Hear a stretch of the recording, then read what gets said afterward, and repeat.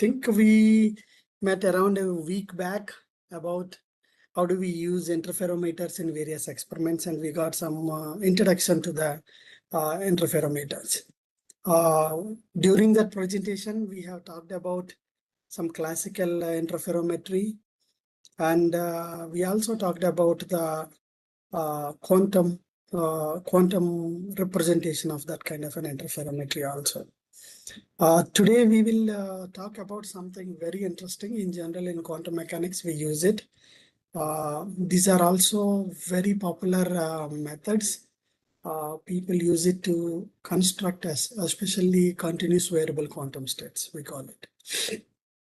And most of this material or most of the notes is from the either from Fox or the Introduction to Quantum Optics by Jerry and Knight. So this is one of the good book, those who would like to follow some of these things.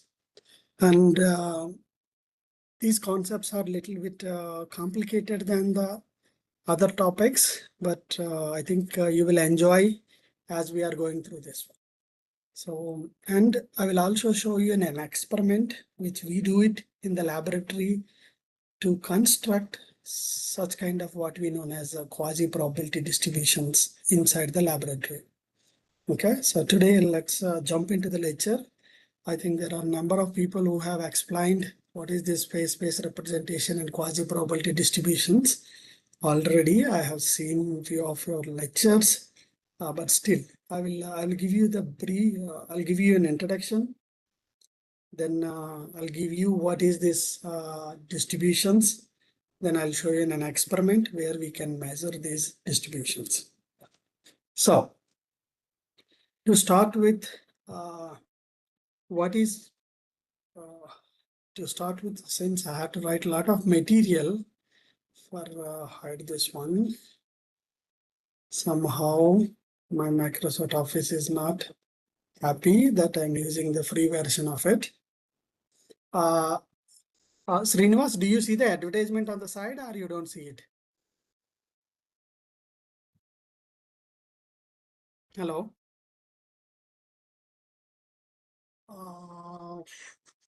1 minute, I'll just come back.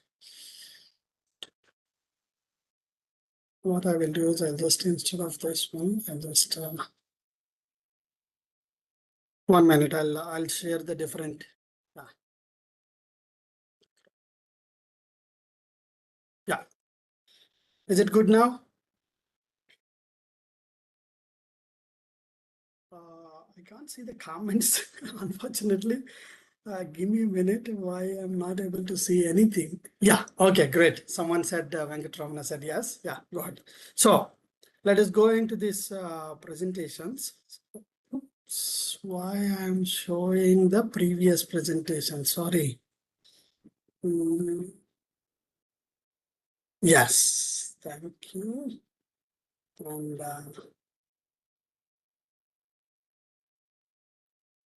now let me share this presentation. Sorry for the inconvenience. And here it is. Yeah. Yes. So today we will talk about some of these phase space representations. So, okay, what is the phase space?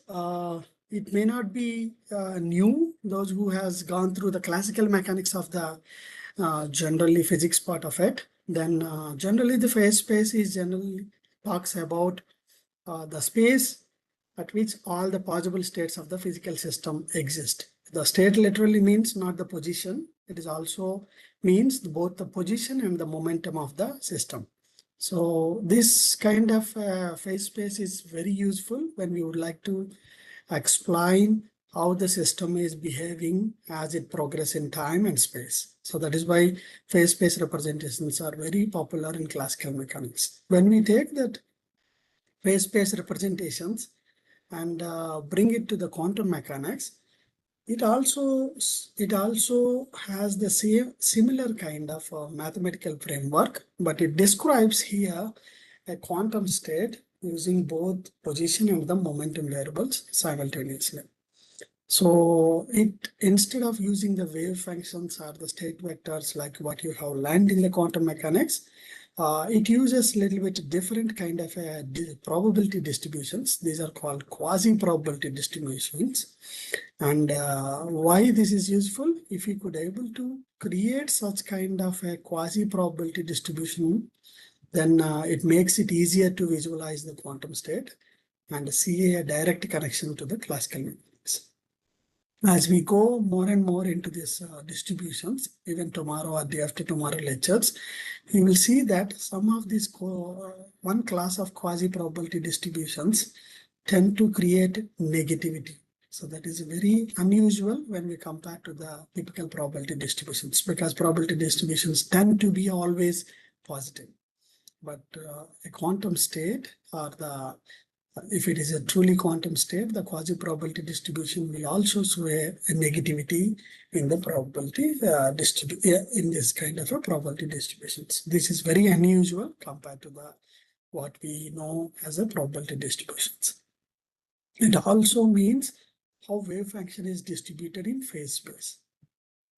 Just like if you take a musical sound wave, it consists of various nodes. So if you want to construct that sound wave, you need to take all those nodes and put it together in time and frequency. Then the musical note, the musical sound wave comes out of it.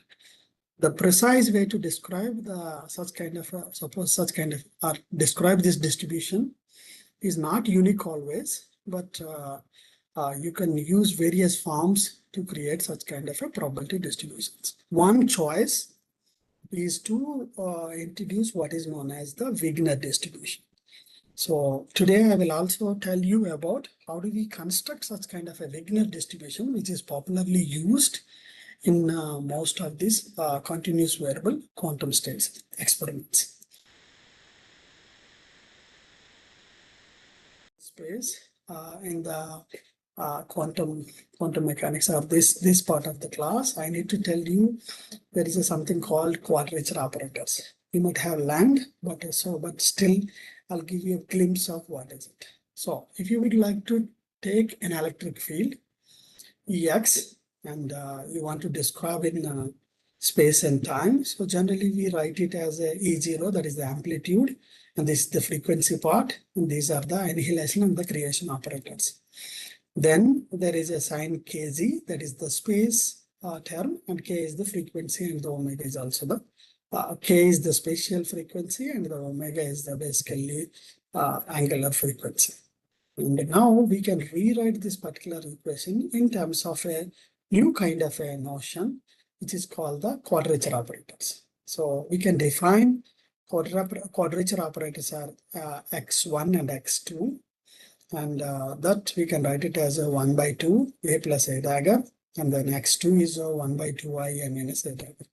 So generally x1 is known as the in phase operator, and the x2 is the in quadrature.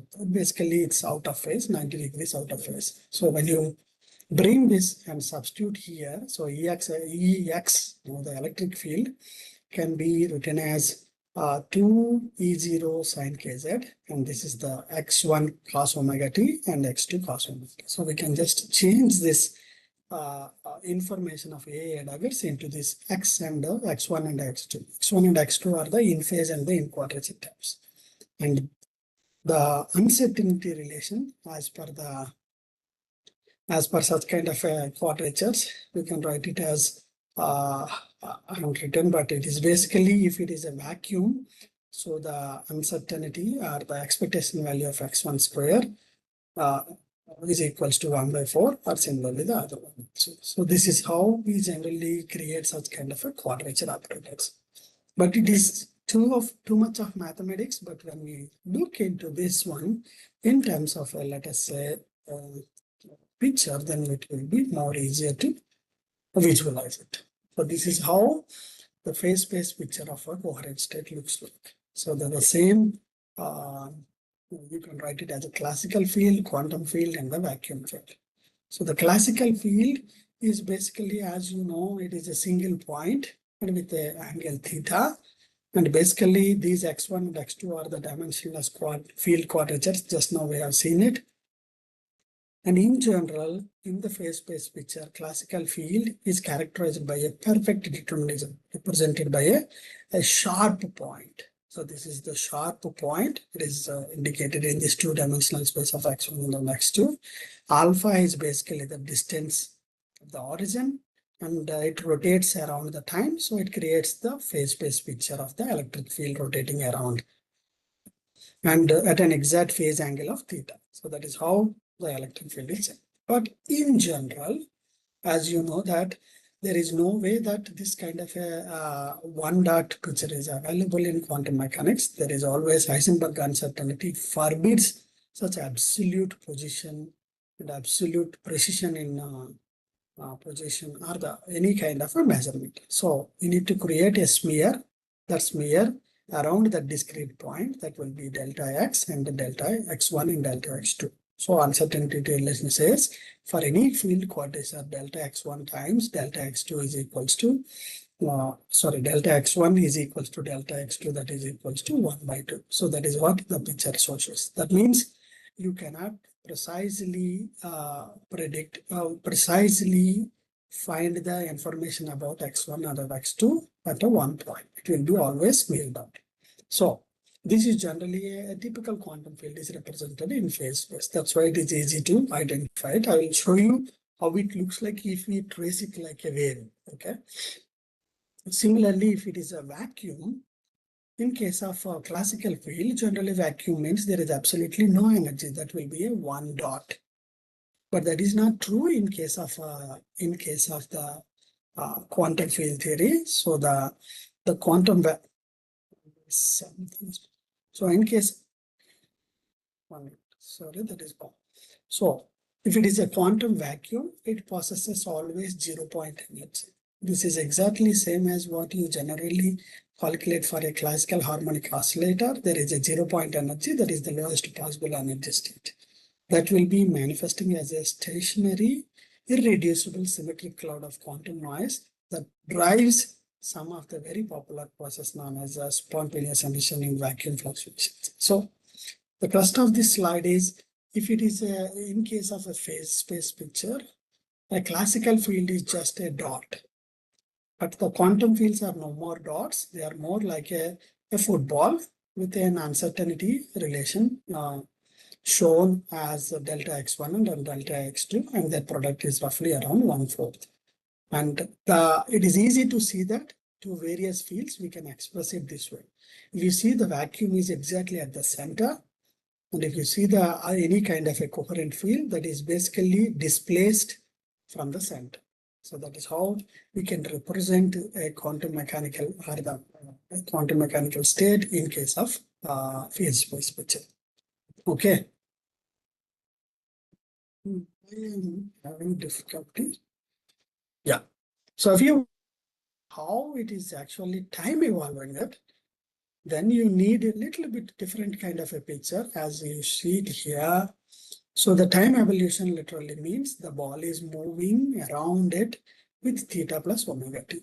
That is, the omega is the angular frequency of the system. So if you just trace that information and put it like a regular sinusoidal or cosine wave, this is how it looks like. If it is a classical field, it generally looks like one simple line going up and down. But because of this kind of a fuzzy, what do we call it, uncertainty, so we have a field which is always up and down, and there is a small uncertainty. Is represented. So this ball is generally directly represented like this, and the uncertainty is directly written. I think last week class also I have shown you, we can find out some kind of a noise here or here where it is zero crossing or the peak position. Those kind of states are generally known as amplitude squeeze states, are also known as or other ones are called phase squeeze states. So let us not go into those details today, but we will go into the something different from what we have learned last time. So I just told you that this kind of a Let's show this picture here, the vacuum state and the coherent state. Generally coherent state. So this kind of a coherent state is basically, we also know phased vacuum. So in case of phase space feature, okay. So in case of the displacement operator, so we can write this displaced vacuum. So the displaced vacuum is generally write it as a displaced operator times the very low, I don't know, very low value. Is that what everyone is having it? So yeah, I can now I'll talk a little bit louder so that it is easy for the other people, because I'm seeing it, some people saying that there's a noise problem. Okay, so the displacement operator times basically the vacuum. So generally the displacement operator d alpha is written as exponential of alpha a dagger minus alpha star a. So I don't know how many of you know how to expand exponential and then operator. Generally, it is written as exponential of 1 by 2 minus 1 by 2. This is a commutation relation. Then these two factors will come out. So if you simplify this part of it, so alpha and alpha will become alpha square, and you have a dagger and a dagger and a, as you know, it is equals to 1. So exponential of minus 1 by 2 alpha square, and this is the state. If you also know how to expand exponential of minus alpha star a dagger, that is generally written as all possible, let us say L values or M values, that is nothing but power of L by L factor and A0. As you know that the A operating on 0, even in L times, you still end up with only 0 states. So that is how we have that 0. And this again, we can re-expand it in terms of this way, which is basically sigma n equals to 0 to infinity and alpha a dagger power n by n factorial and the 0 state. This is actually a little different. So you need to do n times. So we can separate this into alpha power n by n factorial and a dagger power of n and acting on it on the 0. So that will create square root of n factorial times n state. So if you rearrange this formula carefully, you will end up with e power minus 1 by 2 mod alpha square sigma n equals to 0 and alpha power n by square root of n factorial times n. This is already known as what you might have already learned as basically a coherent state. So in case of a phase space picture, the coherent state is basically a displaced vacuum.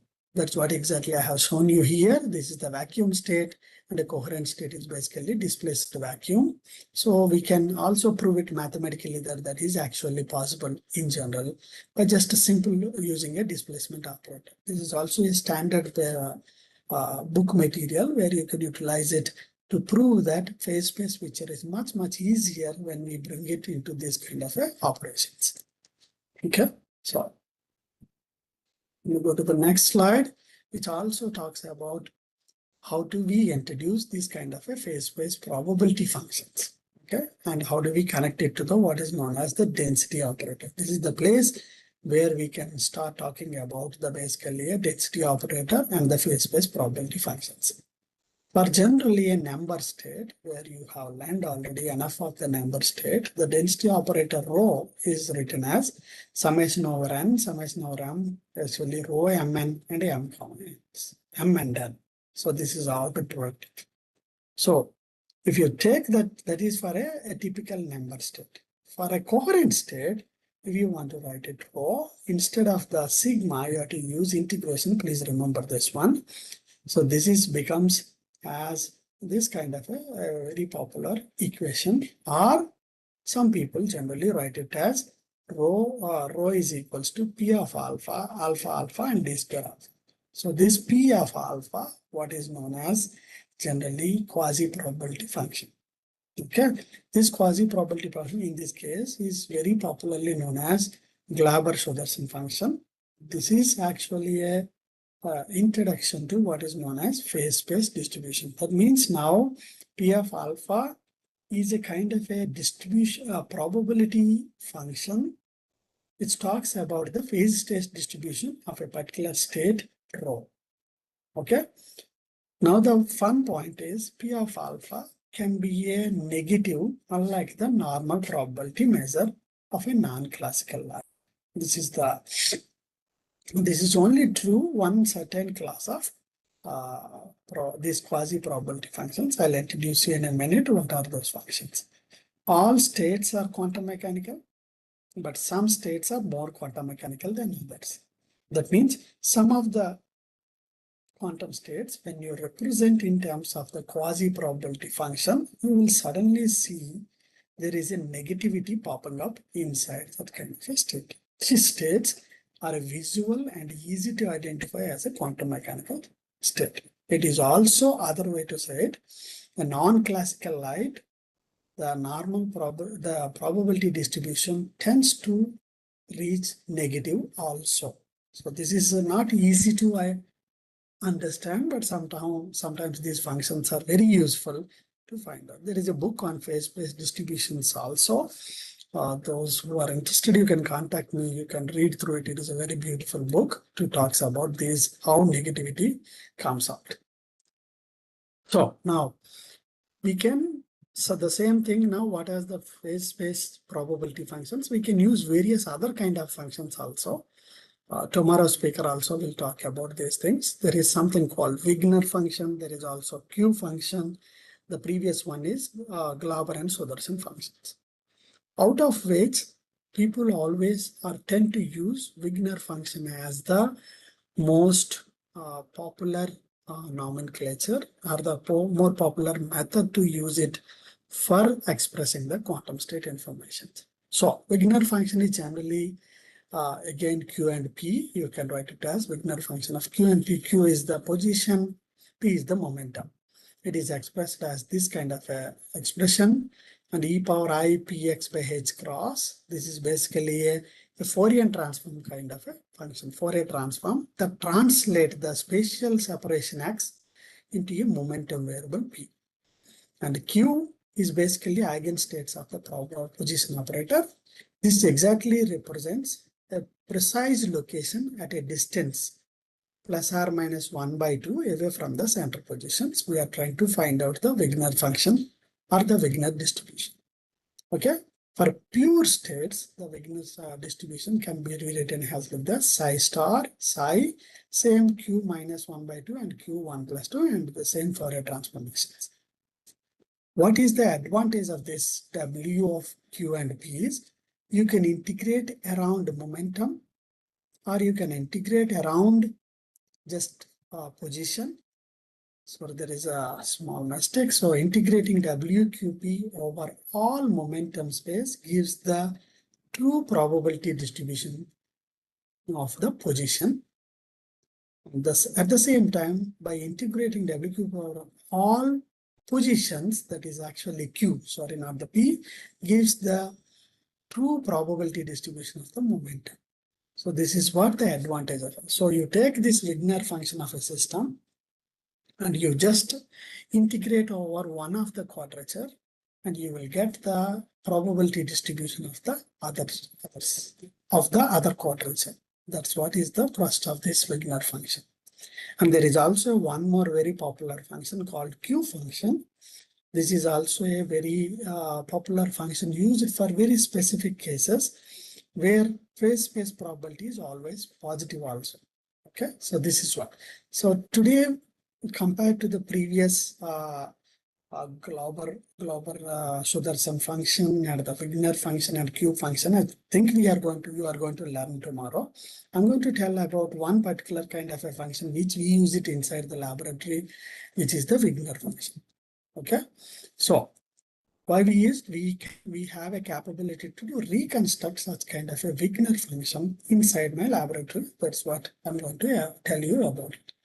So Wigner transformation is basically, or the Wigner function is a linear transformation of density operator in phase space. That's what exactly previously we have done it. You can also write it in this way. The Wigner functions allows us to obtain statistical information of the rotated quadratures in a particular state by projecting it. So I'll tell you what is this rotated quadrature in general. I'll show you when you see the experiment, maybe you can find out this. So the point is, if I'm able to obtain the Wigner distribution of a quantum state, either in the laboratory, then I will have a kind of a complete knowledge about the quantum states. That's what is the aim of the generally Wigner distributions. Okay, we can also transform these Wigner distributions, and by doing some kind of a special transformations, we can also find out what is the density matrix of such kind of a quantum state also. Okay, so how do we do optical phase space of the Wigner distribution? We obtain what is known as the joint probability distribution, provided one has knowledge of the density matrix. We can go back and forth also around this one. And quasi probability distributions, certain quantum states contain negative values. So that is why these are very unique distributions. And it is also should be sensitive to the phase shift theta of the density matrix with respect to a reference phase. So change in the coherence terms of the density matrix must be reflected in the Wigner distribution. Now, the other point is we can also do what is known as the marginal distributions along one axis, which is basically exactly what I talked along X or along P or along Q or the along P, whichever the one, if you have integrated it carefully, you will get what is known as marginal distribution. By using these marginal distributions, we can construct the probability Wigner distributions precisely. I'll show you how we do this in the laboratory. Okay, but to measure it, you need to use some certain devices. So these devices are known as balanced homodyne detectors.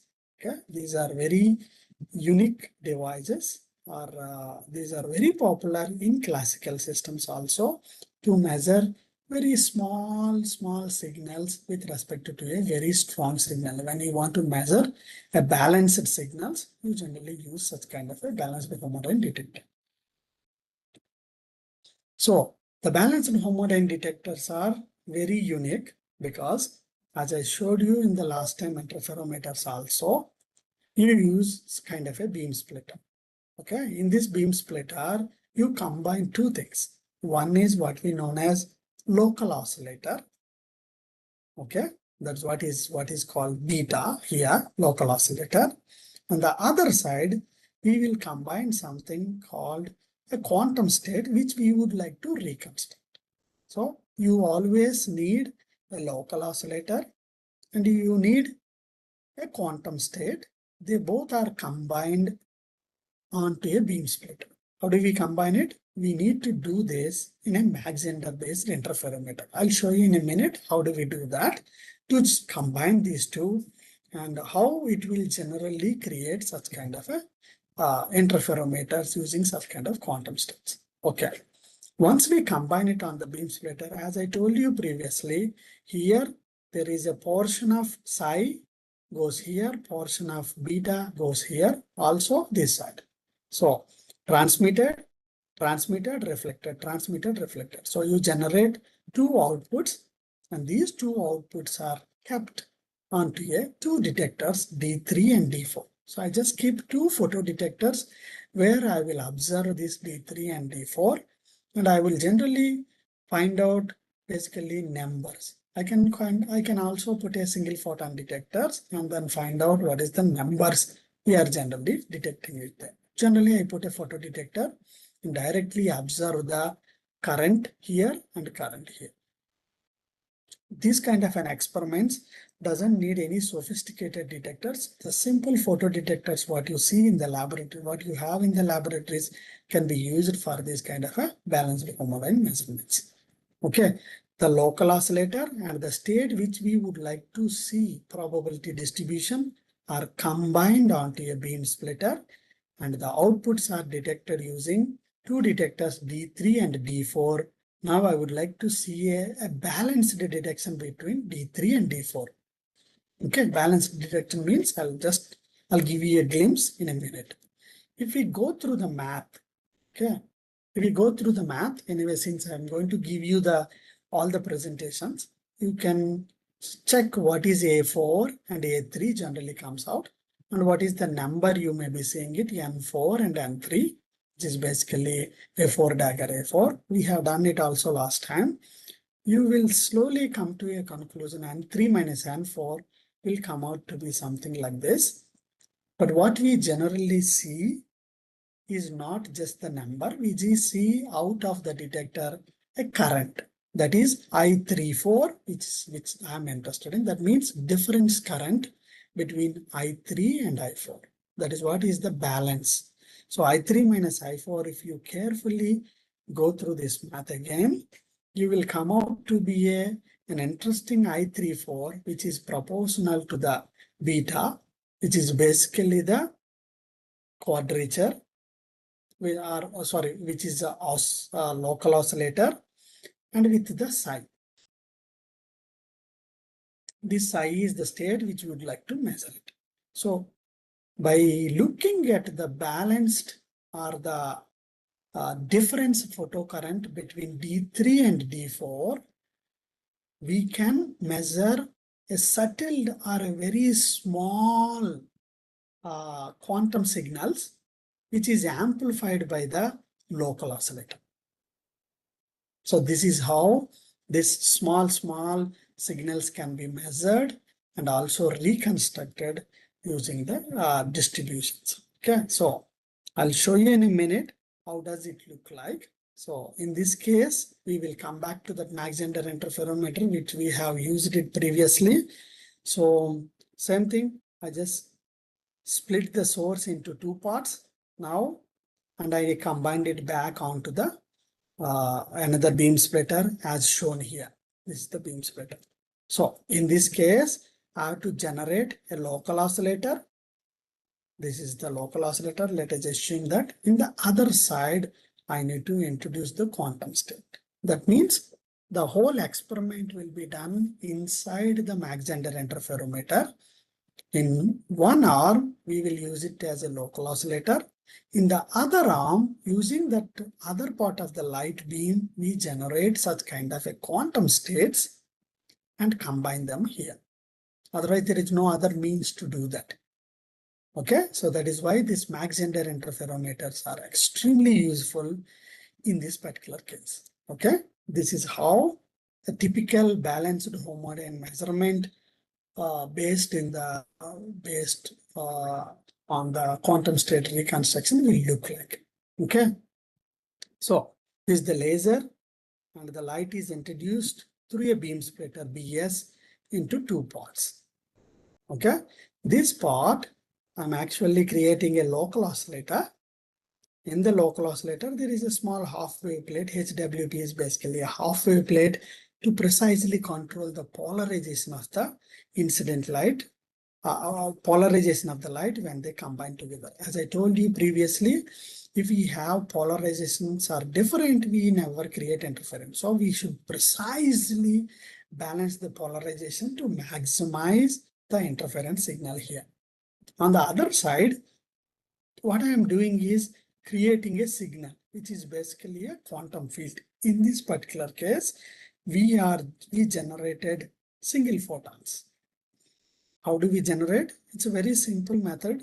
You take a variable attenuator, or you created an attenuated system where you decrease the light intensity as low as possible, such that only one photon probabilistically you are generating out of this system. So we just use optical filters to cut the light to a very low level. Okay, so that is how we create single photons, kind of we call it probabilistic source, and we combine it with this local oscillator field onto this beam splitter, and they are watched by the two of these detectors, detector 1 and detector 2, and I'll show you in a minute. We have this difference current measurement system where you can see that balanced homodynamic, and then we directly see the signal into it on an oscilloscope. Okay, so this is how it looks like. So a laser starts here, and then a beam splitter separates the light into two parts. And this part we just take all that attenuated, as I told you, to generate such kind of a very low intensity signals, almost to a single photon level. And in this particular case, we combine this signal, we generate this local oscillator, and there is an RGP, which is basically rotating glass plate. As I told you previously, by just rotating this system, you generate, which is basically phase, which we are changing for the local oscillator. So we rotate this phase of a local oscillator from 0 degree to 360 degrees to create one kind of what we known as sinograms. Okay, I'll tell you in a minute what are they, how do they look like. Okay, once they combine, here on the beam splitter, there is a fiber-based coupler which couples the light into this, and then the second one is here, and the light is coupled here. As you can see it already, there are two systems on the other side of this one. There is a two detectors, photo detector on this particular balanced homodyne detector, and you will see the difference current, which is basically I1 minus I2, which can be directly watched onto an oscilloscope. Okay, this is how we also made in the laboratory one of it. This is the one of the photodiode and the second photodiode, and you create and you get a nice I1 minus I2 signal out.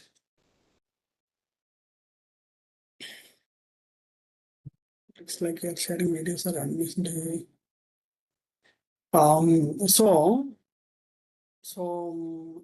That is how it looks like it's just a PCB picture which we made it in the laboratory. Okay, so once you do this measurement, this is how the signal looks like. This is a local oscillator phase, which I am changing from 0 to, let us say, 6 pi. So 0 to 6 pi, that is basically two oscillations of this one. And I'm just looking at the output of the oscilloscope. So this is the output of the oscilloscope from this BHD output, which is basically I1 minus I2. Now one has to find out how do we transform this information to basically a quantum state probability distributions. Okay, those who has worked on what is known as inverse radon transformations will have a few ideas about what is this exactly. These are called inverse reconstruction algorithms from a picture which is basically rotated 360 degrees, and you get the system's image precisely by going through an inverse Rodian transformation. I think these are very popular in brain scan imaging, where what we do is we take the image, or we take 360 degrees of the image, that is basically 0 to 360 degrees, and you take that information and do the inverse Rodian transformation to get the original system's information. Okay, so I'll show you how do we do it. Somehow, if you take such kind of a test image, let us say this is the image which we want. And what I did is generally, I rotated this 0 degree, 10, 5, something like that. From that image was rotated from 0 degrees. This is assume it is 0 degrees. Now to 360 degrees and created such kind of an image. So this is basically combination of all those shots using the radon transformation, which we call it. You take such kind of a radon transformation data. Sorry, this is not playing it actually. In the other one, it was supposed to be played nicely. So what happens is, if you take the test image and you get this kind of a radon transform image, and from the radon transform image, if you do the inverse radon transformation, you will come back to the test image. So this is what the crust of this one. I'll send you the PPT where you can see this animation nicely, what is the rotated image looks like, and when we do the inverse Fourier transformations, how does the image looks like. So we use such kind of an algorithm again back to construct the state. So in this particular state, as I showing you, this is the balanced homodyne detection system, local oscillator phase, and the normalized BHD. As I told you, we varied the phase from 0 to 6 pi. Using this information and also the radon transformation, we can construct, suppose for a vacuum state, as you can see, this is the one, the number of photons, most of the time the photons are empty, and almost 10% on an average, you have these single photons, because this is basically a probabilistic source. And if I introduce a very small field in this system, then you can, sorry, this one is not the single photon pulses. Sorry, this is the vacuum. In this case of vacuum, that is why it is almost so empty. Sorry, this one is a vacuum state. The vacuum state literally means in the interferometer, I just block the arm with an obstruction, just a vacuum enters into the port, and then I construct the state.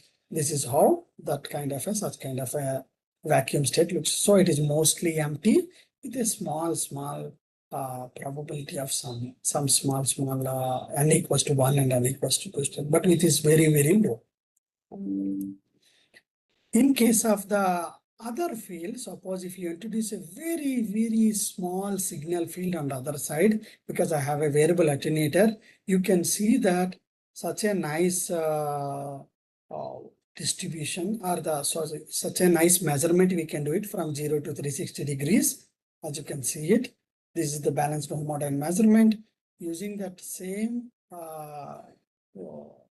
transformations, we can construct the Wigner distribution, and we can also construct the exact probability distribution of the density matrix also. Okay, so if you keep on measuring such kind of states, you will see such kind of various kind of probability distributions, especially with the Wigner kind of distributions. So some places it will also show you negativity inside.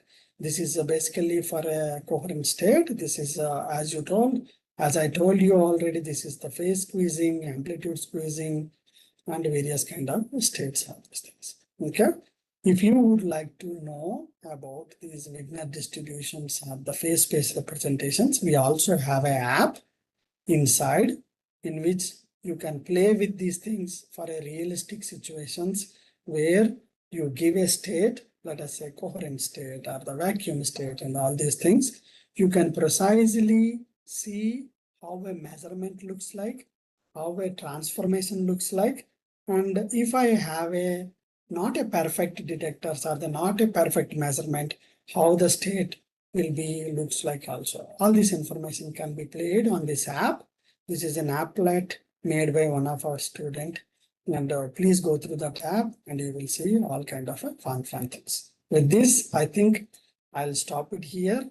This is the one thing which I would like to tell you guys is, instead of the previous representation of the vectors or the any kind of things, we can use this is a new kind of representations which is widely used, especially in for the continuous variable quantum states. These kind of states can be represented using these phase space representations. The phase space representation makes it easy to visualize a quantum state. As I told you, a typical vacuum state will be a ball in the center, and a coherent state is a displaced vacuum. So as I told you also, I have shown you also how it is true. And using this, we can also construct the probability or the quasi probability distribution of that system. That is basically momentum and the in case of systems, basically momentum and the position distributions. For that, we use various kind of distribution functions. One of them which we use in the laboratory very popularly is Wigner distribution. And the other functions are also popular, but Wigner distributions are easy to reconstruct in the laboratory space. So that is why people often use these Wigner distributions. I think with this, I'll stop it.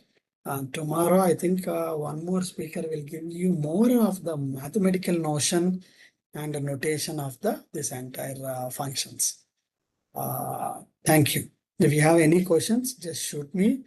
It's a little tricky topic, but I think I hope I can answer you some of these your questions. Yeah.